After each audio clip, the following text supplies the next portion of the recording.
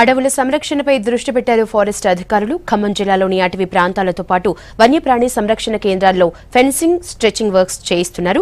డివిజన్ల వారీగా నిధులు కేటాయించి పనులు స్పీడప్ చేశారు. వేసవిలో అడవులు తగలబడకుండా జాగ్రత్తగా చర్యలు తీసుకుంటున్నారు.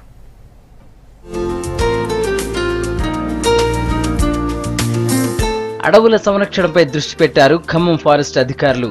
భద్రాద్రి కొత్తగూడెం జిల్లాలోని ఇల్లందు, భద్రాచలం, మణుగూరు, పాల్వంచ, కొత్తగూడెంలోని వన్యప్రాణి ప్రాంతాల్లో నెల రోజులుగా అభివృద్ధి పనులు సాగుతున్నాయి.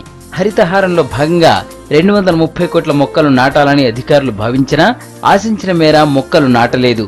దీంతో ఫారెస్టులోని మొక్కల సంరక్షణపై దృష్టి పెట్టారు అధికారులు.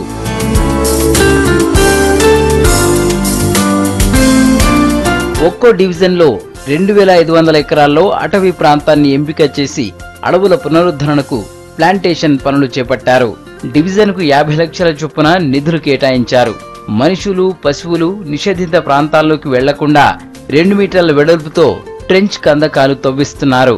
ఇక వేసవిలో అడవులు దహనం కాకుండా చిన్న చిన్న మొక్కలు తొలగిస్తూ మంటలు వ్యాపించకుండా బాటలు ఏర్పాటు చేసి చెత్తా చెదారాన్ని తొలగిస్తున్నారు.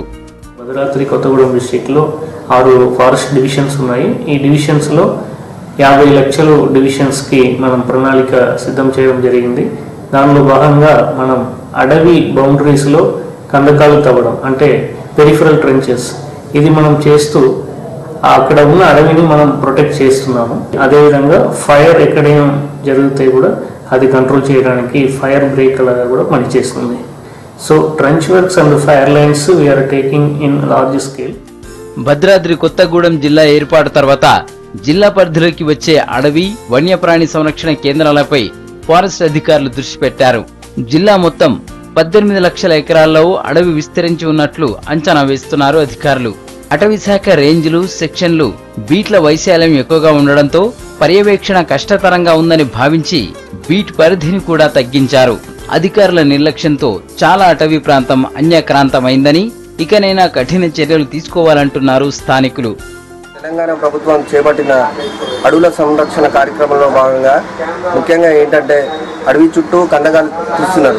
దీనివల్ల అడవులు పశువుల బారి నుండి, పశువుల కాపరి బారి నుండి మరియు స్మగ్లర్ల బారి నుండి ఏదైతే మనకు వేసవి కాలంలో కార్చిచ్చులు, అగ్ని ప్రమాదాలు జరుగుతున్నాయో వాటిని నివారించవచ్చు.